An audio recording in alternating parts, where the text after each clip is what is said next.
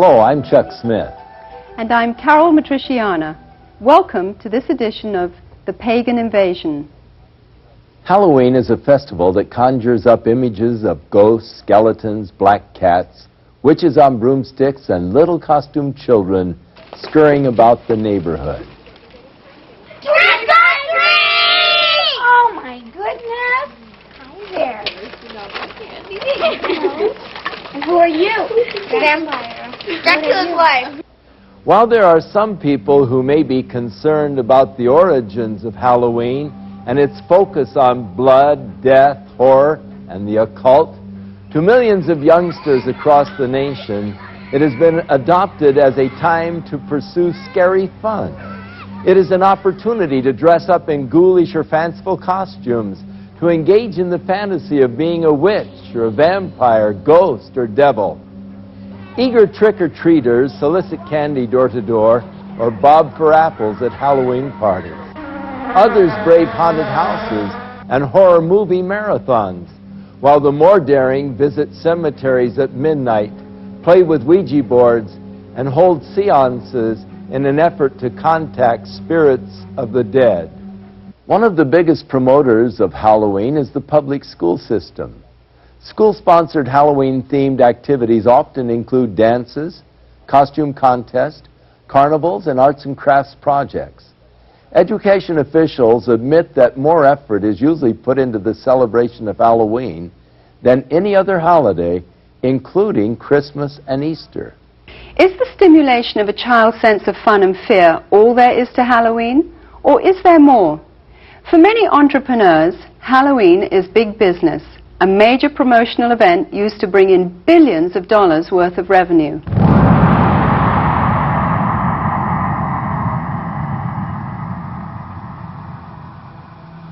In addition to the usual costumes of cartoon characters for children, a growing number of outlets are featuring more macabre and sinister creations for purchase. This one well-known department store chain will sell more than $500 million worth of Halloween paraphernalia this year. And that doesn't include revenue from the sales of trick-or-treat candy. Costume shops such as this one are able to stay in business year-round as a result of the tremendous sales and rentals they receive during the Halloween rush.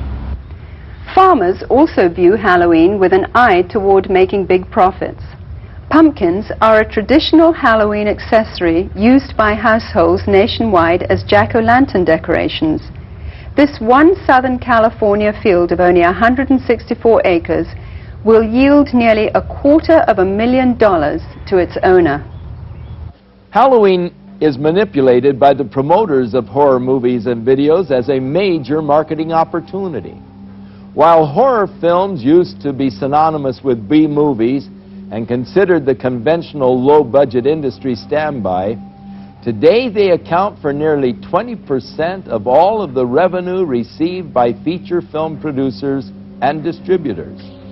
The success of the technical revolution in special effects has attracted serious film directors to produce well-crafted, elaborate horror productions.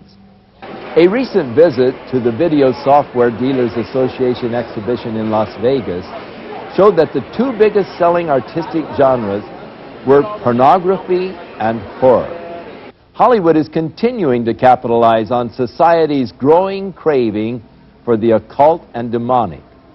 The irony is that while these producers label such films as fun and make-believe, many of them hire practicing witches or Satanists as technical advisors who ensure the authentic reproductions and performances of rituals, sacrifices, spells, and curses. People are so hyper during the day, they need to come home and watch something that's totally unreal so they can release themselves from all the pressures.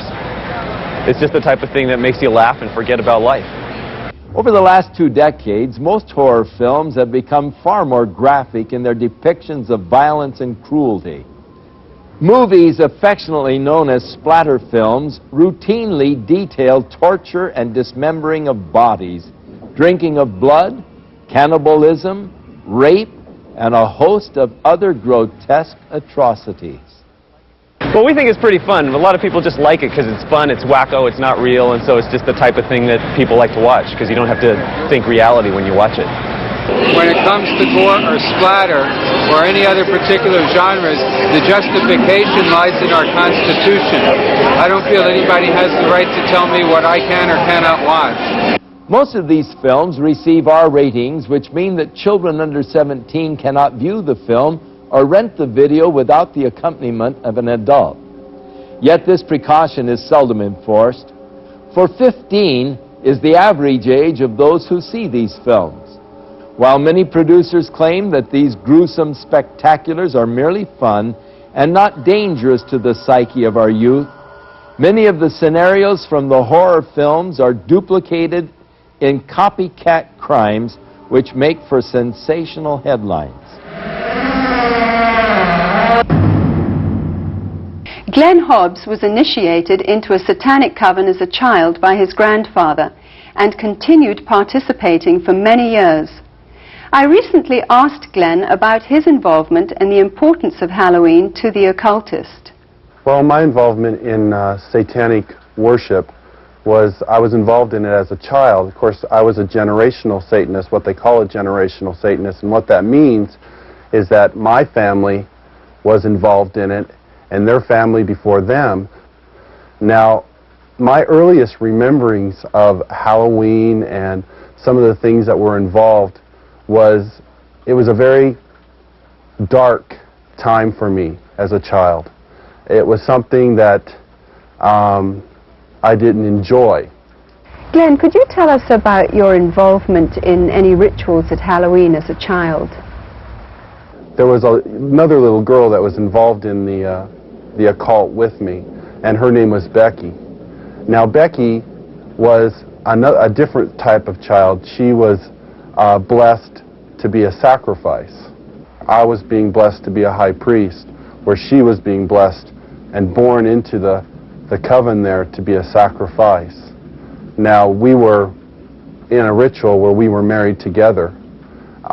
It was a marriage to the beast, and me and the little girl were married together, and there was a lot of sexual abuse that took place and a lot of blood that was spilt over us, joining us together.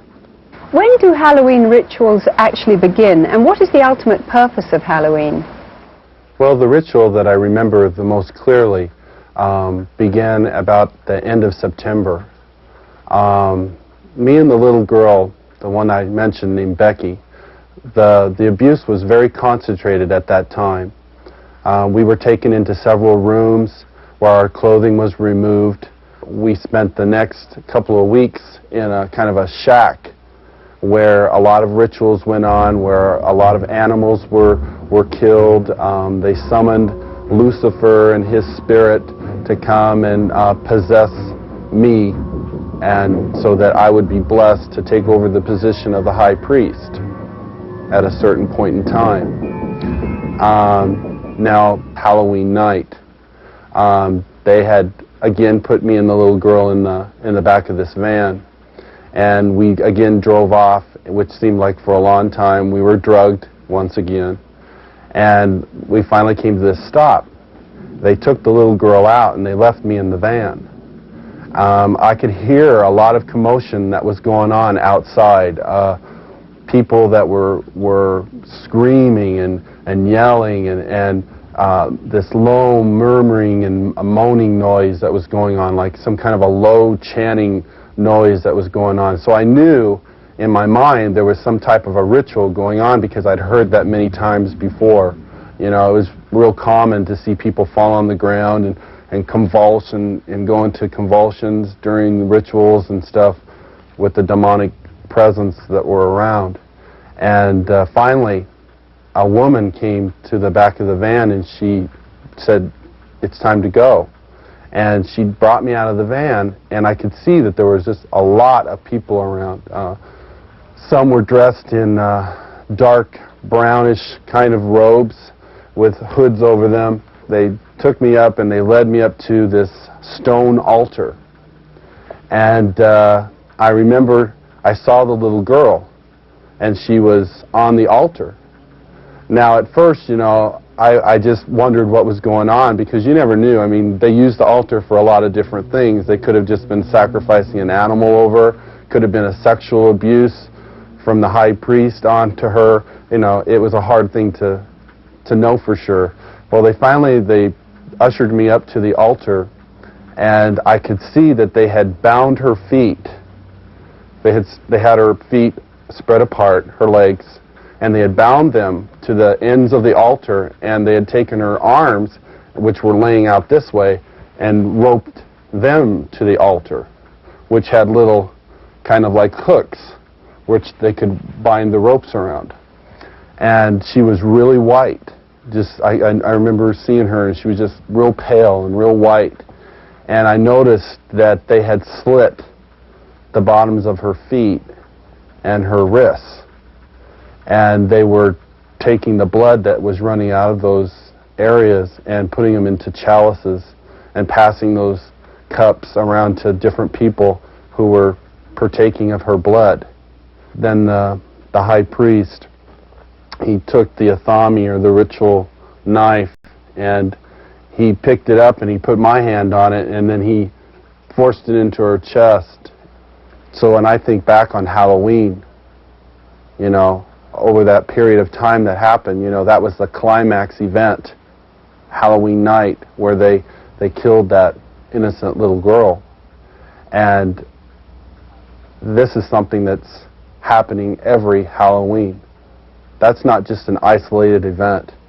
I mean, there are children all over the world who are losing their lives during Halloween night, and yet we, as a society, we go out and celebrate it, and we go door to door and we ask for candy, and it's a big celebration to us. And I think it's quite ironic how one group of people are thinking it's fun and another group of people are taking human life, and yet they don't, you know, there seems to be this wall and nobody wants to face the facts of what's really going on. Today, reports from all over the world show a growing concern over the mushrooming attraction towards the occult. Heinous crimes connected with the occult, according to police, are reaching epidemic proportions. Halloween is the time when community service organizations warn that children and animals are most likely to be abducted. To truly understand the significance of Halloween and its role in this mayhem, we must go back to its historic roots.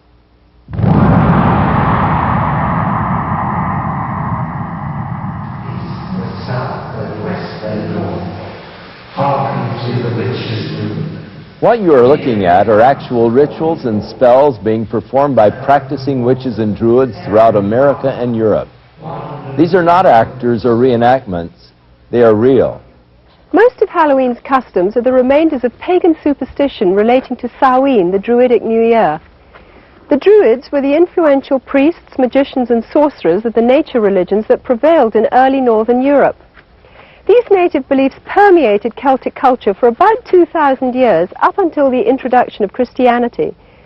Today, a revival of the practices of Druidism, along with various forms of witchcraft and nature worship, are sweeping across Europe and North America. Power of the sun. Power of the sun. The Druid orders are full of people from all walks of life, from soap opera stars to doctors and lawyers, dentists and toilet cleaners. Anybody can be a Druid.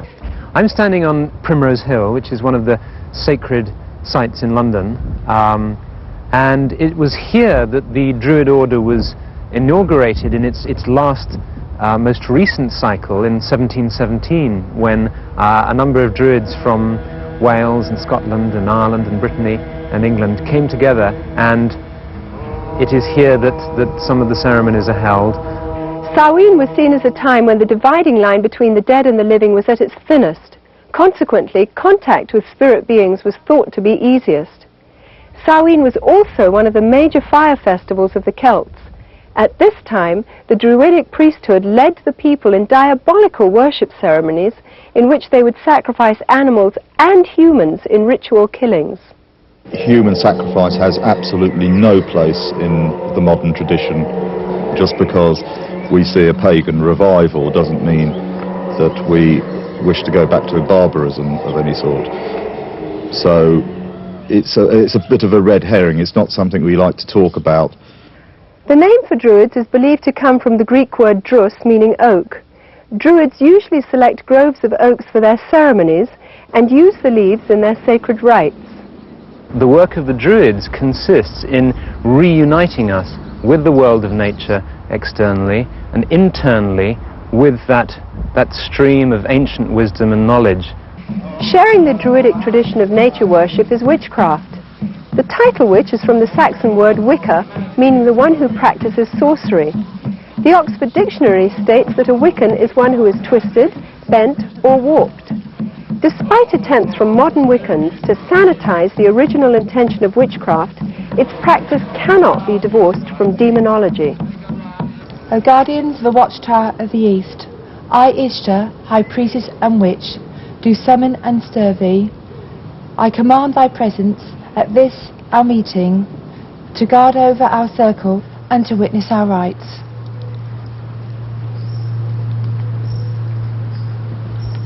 So mote it be. So mote it be. My mother was a witch, and my grandmother was a witch, and I have been a witch for as long as I can remember. Since I have been practicing the craft, there has been a great revival. I believe there's about 1 million people in England alone that practice witchcraft. The pagans are all over the place with their covens. If they're not calling themselves witches alone, they are paganistic in their ways. There are probably now as many people practicing witchcraft in Britain as there are committed Christians. I regard myself as a natural witch. I was regarding myself as a witch since early childhood. I was brought up in a very isolated part of the country, on the Welsh border, which has a long tradition of magic and Welsh sorcerers. It's almost as if there's a kind of grassroots feeling back towards paganism. We live in a kind of post-Christian era almost, and that people are moving towards a kind of neo-paganism, I suppose. We learn as practicing witches to tap into forces of nature and to actually, if you like, send out a spell or an incantation or an invocation in a very powerful way. It's in many ways to bring you back to nature, to bring oneself back to nature, and to learn how we fit in with the natural scheme of the universe and the natural scheme of the earth, and understanding what we need to do to heal the planet. Because worship of nature is so central to their theology, large numbers of practicing Druids and witches are dedicated to today's ecology movement. We have a number of initiatives which include planting groves of sacred trees and a campaign for individual ecological responsibility, which is concerned with showing how each of us can become ecologically responsible. I think the time is coming now where we have to take the responsibility by the throat and actually get out there and say, there are answers here. I'm not prepared as a pagan, as a priest, and as a practicing witch to sit back and see my planet, my mother, raped any longer. Goats, O answer unto me. Halloween is often confused as a Christian holiday because of its association with Christian All Saints' Day or the Eve of St. Hallows, All Souls' Day. In fact, the original Christian dedication used to be celebrated in May and was intended to honor those Christians who died for their faith. But by the 9th century, the influential Roman Catholic Church changed the holiday to November, and the Protestant Church soon followed. Today, a thin Christian veil attempts to disguise an ancient pagan festival of the dead, which has become not only a secular observance, but notorious as the most favoured holy day of witches, sorcerers and devil worshippers. I can't really say when I became interested in Wicca, because it's always been part of me. part of my roots. I love Halloween. I think I'm a very autumn person.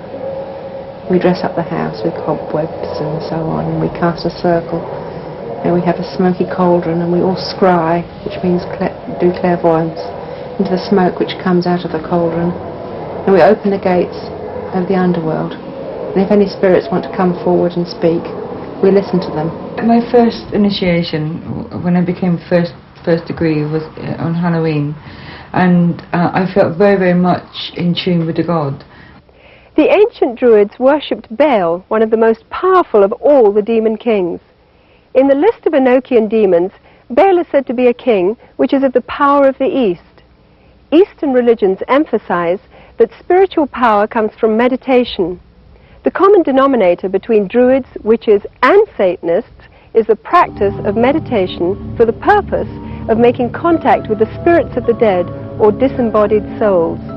You do a lot of meditation with the arts, and you get onto this higher plane. It becomes less physical and more mental.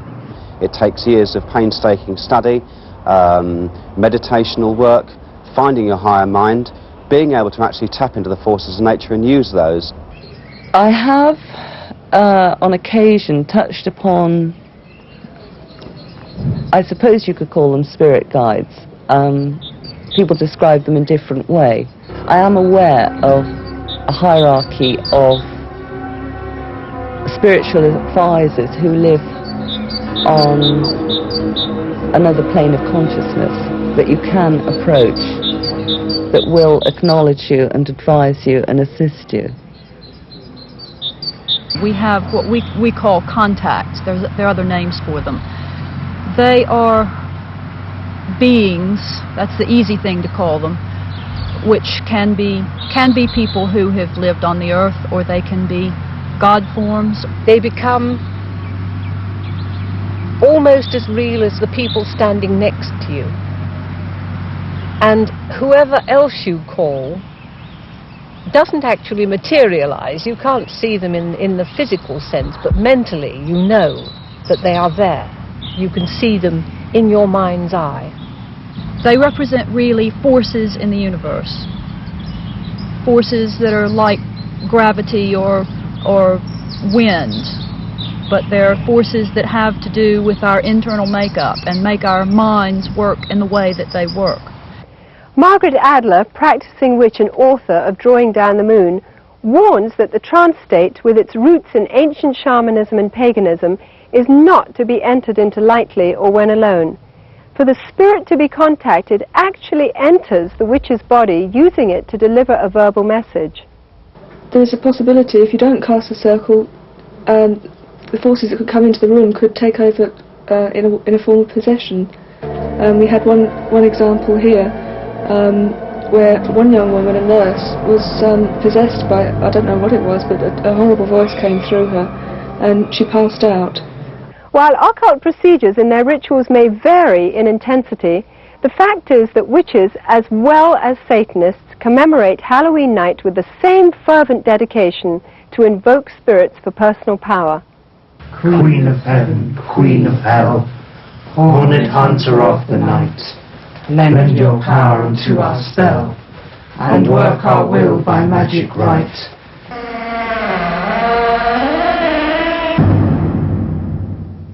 Glenn, you've now been a Christian for some time. What is your reaction when you see Halloween celebrated by people? Whenever Halloween time starts coming around, about the 1st of October, you go into the stores, you see the costumes, you see the mother with her little girl putting the witch's hat on her, and the little boy getting excited about getting the devil mask, and you see the candy, you see the Halloween pumpkins, you see people decorating their houses with skeletons and all these symbols of death. You know, it only serves to bring back horrifying memories to me. Memories of death, memories of children being so abused, so ripped of everything, their character, all in the name of Satan. If a person could really stop the next time they go into that store and realize that there are children who are going to lose their life because people are taking this a step further. There are people out there who don't just celebrate Halloween with trick-or-treat candy. This is a religious holiday to them. This is something that is holy and sacred, and they are taking innocent human life. I can't say, go ahead and have Halloween fun. It doesn't matter if you're participating in Halloween, even if you're not a Satanist, if it's just for fun. No, because these Satanists are using this as a smokescreen. Glenn, you said that Halloween is a religion of Satan. What do you think when you see churches and Christians celebrating Halloween? It makes me sick that the Church of Jesus Christ would take on this horrible demonic thing that is happening in our world. Christians should be the ones who are standing up against this. Christians should be the ones who are saying these terrible things are happening and we want to stand against this. Churches should not be having these Halloween parties at all. They should be coming together as brothers and sisters in Christ, binding together and coming against these dark forces, praying for these children that God will spare their lives, that somehow God will intervene and save these children. Whether the public chooses to believe in the frightening growth of Satanism or not, the fact is that a highly organized network of Satanists are operating in America and Europe today. They seem to be respectable members of society and are integrated into all professions and walks of life. We go now to a special report from noted author Hal Lindsey, who is on location at a site known to be used for satanic rituals.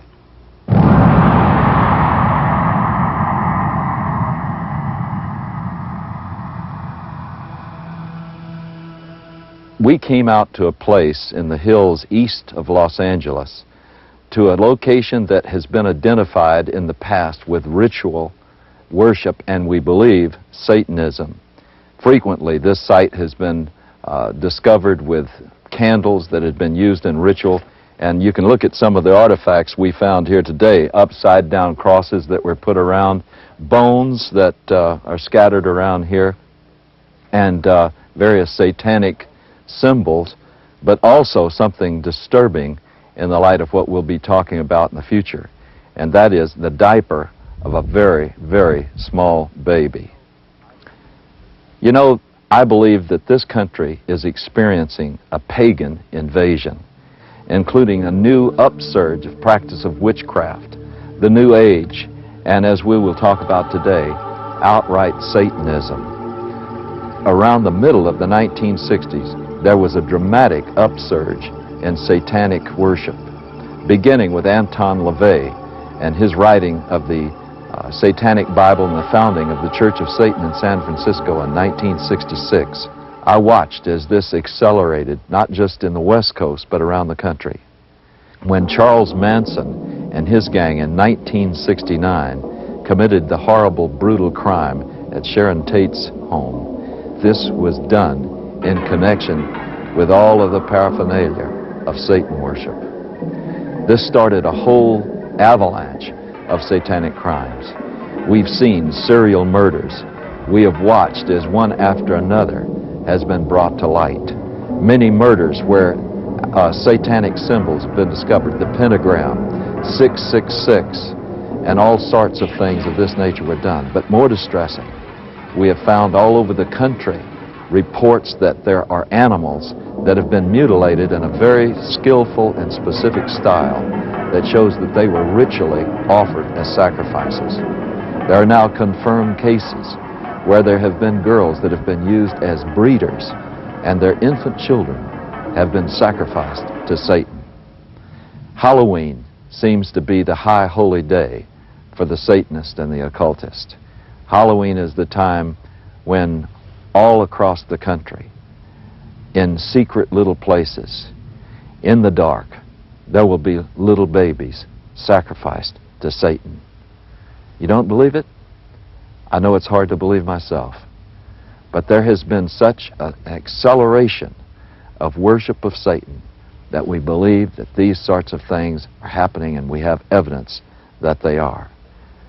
Satanism exists in this country as it exists elsewhere. It is appallingly evil. It is about murder. It is about child abuse. It's about sexual abuse. It is no joke and must be taken seriously and must be dealt with.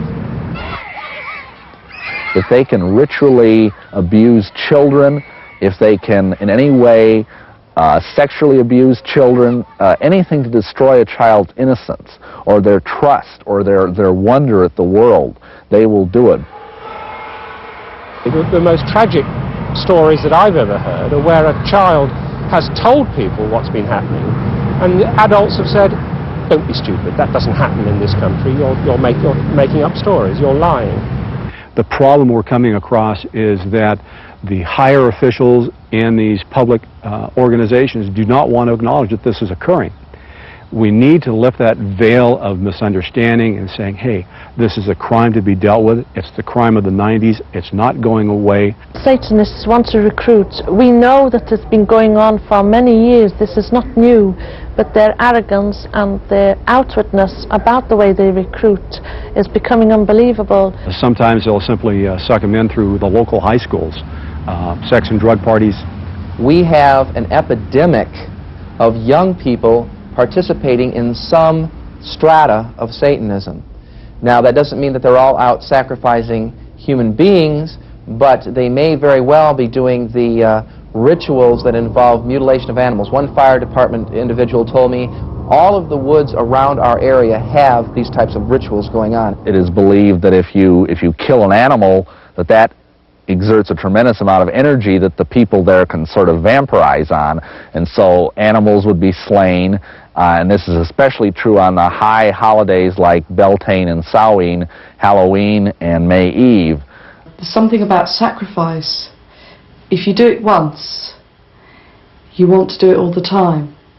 Once you've actually passed the barrier of sacrificing an animal, you get this sort of bloodlust where you really want to do it, and I really wanted to do it.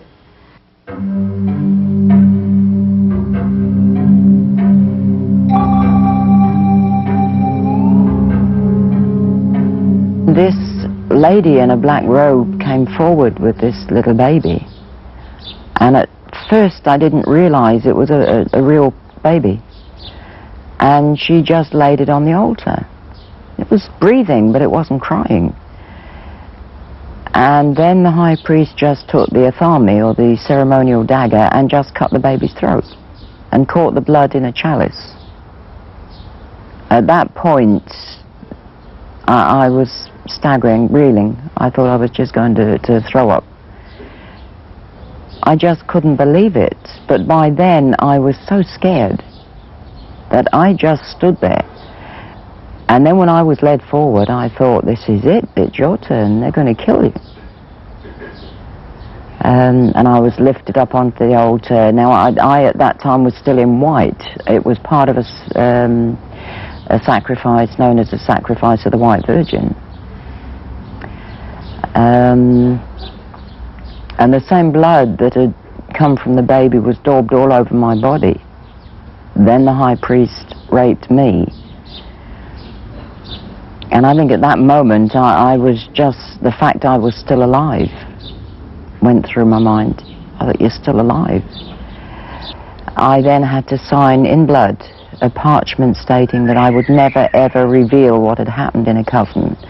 If I did, I would die. Are human beings being sacrificed? Yes, they are. There's a lot of things that I would look for to make a determination on a ritualistic crime. It could be marks that are found at the scene. It may be things like a pentagram. It may be an upside-down cross. It could be, again, the number 666. It could be a loss of blood in the body, certain parts removed in a certain manner. They're victims. Some were targeted for specific reasons. One, because they wouldn't join. Two, because they did join and they want to drop out. Some of their victims are themselves. They voluntarily do it. In many satanic groups, a mother will be asked to sacrifice her own child to Satan, and she may even, in fact, be ritually impregnated to do that. She may even specifically have been impregnated, and then when the child is born, they never register the child as being born, and they kill it in a very horrible way, and sometimes the mother herself is actually asked to do it. Some of you may not even believe what you've just seen. You may believe that this is just something that's aberrational and that it just doesn't reach the mainstream of America. But just think about some of the headlines we've had recently. The case in Matamoros, where a group in Mexico were practicing human sacrifice, where they kidnapped and actually sacrificed several innocent young people. And think about the Night Stalker case here in Los Angeles, with Ramirez brazenly flashing the satanic symbol and saying, "Hail Satan," and holding up his palm with a pentagram in it. And yet Ramirez was convicted of some of the most brutal crimes that we've ever seen in this civilized society. One case where he caused the woman to say, "Hail Satan," while he was raping and sodomizing her alongside of her husband, whom he had already murdered. These are things that were done as a result, I believe, of getting involved in Satanism. The real Satanists, the hardcore Satanists, are involved in criminal activity, and for that reason they are going to try and look as normal as possible, the better to be able to deceive you. They're doctors, they're lawyers, they're teachers, they're oftentimes people who are in positions of great influence over small children.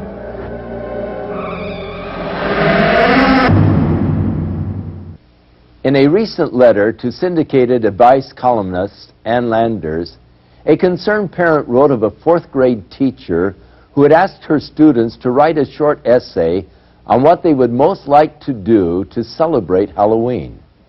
80% of her 9-year-olds expressed the wish to kill somebody.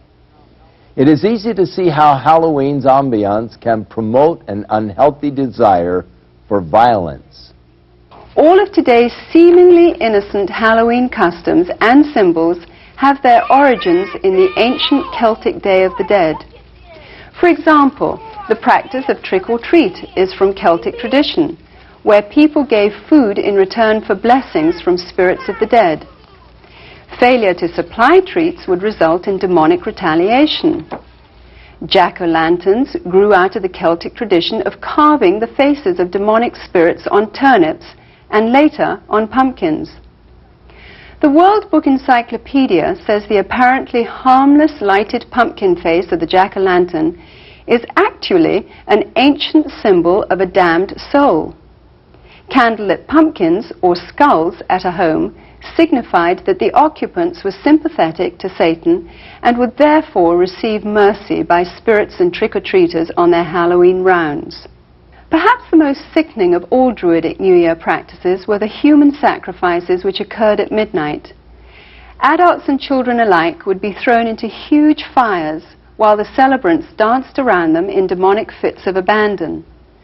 By morning's light, only ashes and bones would remain. These were called bonfires, which is where we get the tradition of bonfires today.